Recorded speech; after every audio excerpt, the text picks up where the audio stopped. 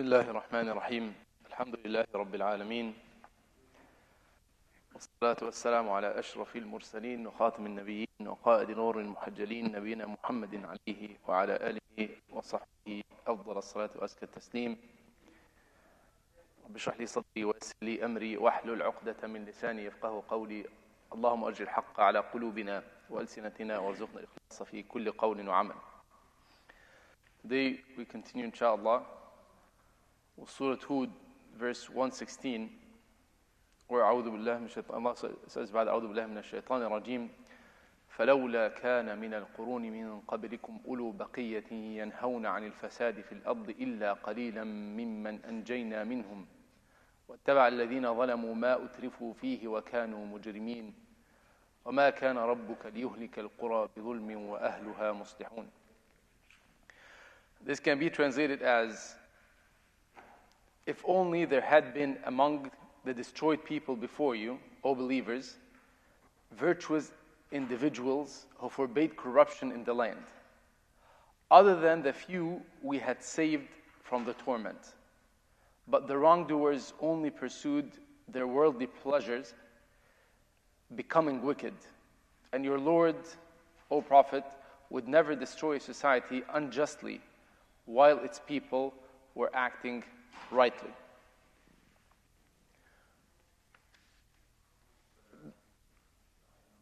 This is verse 116. Okay. So this is one of these. We're coming towards the end of Surah Hūd. After many stories of the prophets. And before then, Allah subhanahu wa ta'ala gave this very firm commandment to Rasulullah sallallahu alayhi wa sallam and the companions and everyone who is a believer, following the commandment of Allah subhanahu wa ta'ala, فَاسْتَقِمْ كَمَا أُمِرْتَ. Stay on the true path or the straight path like you've been commanded. This is continuation to this theme that we just, with the verse which I mentioned, which is, I believe this is verse 112. And this one, I need your attention because we'll have to break it into multiple pieces inshallah. This is a foundational verse, subhanallah, in the notion of النهي عن المنكر, forbidding what is evil. Allah subhanahu wa ta'ala is telling us in this verse, the word لولا, it says فلولا. لولا equals حرف تحضيض. تحضيض is to encourage something. تحضيض. If I encourage something. So I say, if only you studied, you would have succeeded. If only you've done that, this would have done, right? If I say, if only you studied, I know it's morning, but I want you to please focus with me, inshallah, on this Arabic piece, but it's extremely important. If I want to encourage someone to do something in the future, you say, if you were to study, right? I want to say, like in Arabic, even if you say it if you're saying it in the future, to say, if only you start doing this, you would do that, like you would succeed. If you would study, you would succeed. But what happens if something happened in the past? Someone did not study, a student did not study, and they failed the test. So when I come back and if I say, if only you studied, you would succeed, I'm doing two things here. I'm kind of reminding to a certain extent, making them feel bad about it, right? It's like it's a reminder. You should have studied. But it's still also an encouragement for that person that we're talking to and everyone else listening. Knowing and understanding that if I would study, I would succeed. Good? Even if in the past this person did not study. So this is one of these verses where Allah subhanahu wa ta'ala is bringing to our attention what has happened with people before us. But in this form of encouragement to say what? If only they have done that. If Allah subhanahu wa ta'ala is telling us, if only they have done X, Y, and Z, that Allah is telling us what? That we should do it. Moving forward, they have not done it. But this is the path to success. This is the path to righteousness. Then you and I, and those who are listening to the book of Allah subhanahu wa ta'ala, should follow on in the future doing that. So that's the structure of this verse. فَلَوْلَا كَانَ مِنَ الْقُرُونِ مِنْ قَبْلِكُمْ أُولُو If only were there people from amongst the people before us. Meaning, there's the people before us, the generations before us. Allah's saying, if only they, in these generations, they had a subset of people. So a group of people, even if smaller, among the biggest group of people, bigger group of people. So you have a nation, and you have an accepted or a group, a smaller group of people Allah subhanahu wa ta'ala is referring to. He said, if only among the generations before you were there people, Allah referred to them as ulu baqiyatin. Ulu baqiyya, that's the description of these people. The word baqiyya, here the translation says virtuous individuals. True. Meaning, ulu baqiyya, it's kind of an expression, more than the literal meaning in that sense. What do I mean by this? Baqiyya, the word baqiyya, because you can see it in the Quran a lot. Well, in others, in the Surah Prophet, or like the Sunnah of the Prophet sallallahu alaihi wasallam. Like when we say وَالْبَاقِيَاتُ الصَّالِحَاتُ الْمَالُ وَالْبَنُونَ زِينَةُ الْحَيَاةِ الدُّنْيَا وَالْبَاقِيَاتُ الصَّالِحَاتُ خَيْرٌ عِنْدَ رَبِّكَ ثَوَابًا. Right. So we're saying here, al-baqiyat. What is baqi? Something that is baqi. As a matter of fact, this is also one of the names of Allah subhanahu wa ta'ala. Al-baqi. Baqi is something that, I don't say left behind. It's something that you want to keep. It's a keeper. Okay? Something that is being kept. So they're saying the good things usually, and people have their own possessions or things that they have. Say, I want to keep to myself what's good. So that's what's going to be baqi. That's what's going to be left behind or kept behind. So Allah subhanahu wa ta'ala is the one that is ever lasting, ever living, is always going to be there. So you're seeing in that sense, Allah is referring to these people who are virtuous, or some people that are so virtuous or so good that they are ones they want to be kept behind. They're meaning they're so valuable you want to have them in your possession, basically. And Allah subhanahu wa ta'ala is referring to these people as the virtuous people, ulu baqiyya. What do? يَنْهَوْنَ عَنِ الْفَسَادِ فِي الْأَرْضِ. Their job is to forbid mischief and evil on earth. Let's go back from the beginning of the verse. So Allah subhanahu wa ta'ala is telling you and I, if only amongst the people, big group of people, a society or a community, were there people who are referred to as ulu baqiyya, virtuous people, that do what? That forbid what's evil on earth and forbid mischief on earth. That's what Allah subhanahu wa ta'ala is encouraging all of us to be. And as we know, this is one of these also very, not just foundational elements of our belief and our actions as Muslims, okay? But these are one of the defining characteristics of this ummah. When Allah subhanahu wa ta'ala referred to this ummah saying, كُنْتُمْ خَيْرَ أُمَّةٍ أُخْرِجَتْ لِلنَّاسِ. You have been, or you are, the best of people for the people. أُخْرِجَتْ لِلنَّاسِ, right? You are the best of the people for the people. What is the defining characteristic? تَأْمُرُونَ بِالْمَعْرُوفِ وَتَنْهَوْنَ عَنِ الْمُنكَرِ. You enjoin what's good and you forbid what's evil.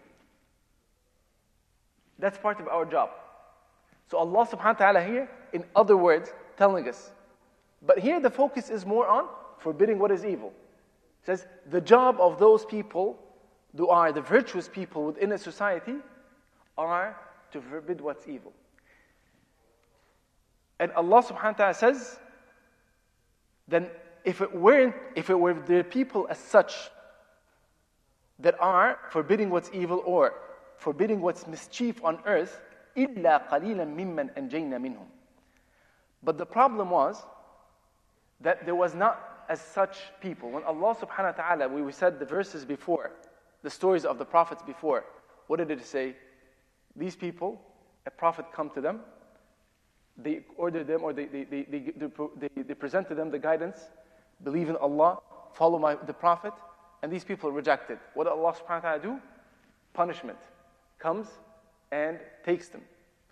And punishment in this world, and then punishment in the hereafter. So Allah subhanahu wa ta'ala is giving us the formula of how do we avoid this punishment.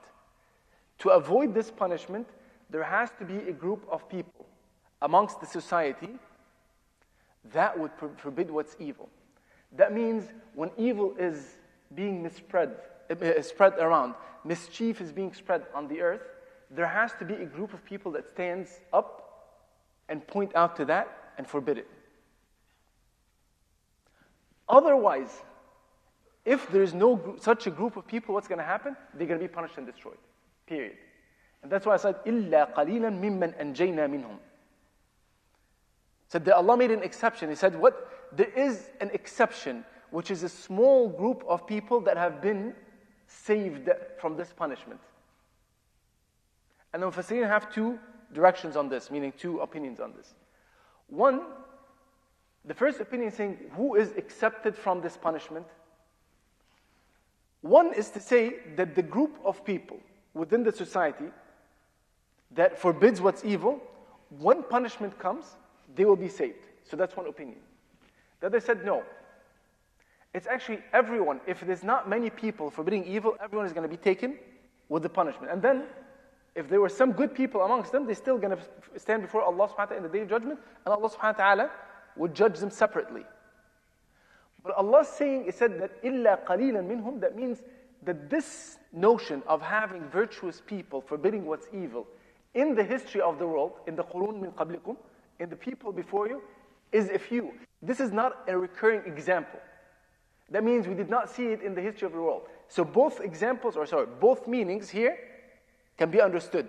Either Allah is protecting or saving only a subset of the people that have been forbidding evil. And we've seen that in the story of the people of the Sept, like the people who are fishing. You remember the story, we mentioned that before. That's an example. Or Allah's referring or letting us know that in the history of the world, this exception has not been a lot. It's an exception. When we say an exception, that there's a rule and there's an exception. So this is an exception. That means people before us be aware that not many of them were saved. Why? Because not many of them, or many societies included these people who are forbidding this evil. I'm spending a lot of time because this is an extremely important topic. It says this is a defining aspect of our being or characteristics as being Muslims. We don't see what's wrong around us and just say, it's okay, it's not bothering me, or have nothing to do with it.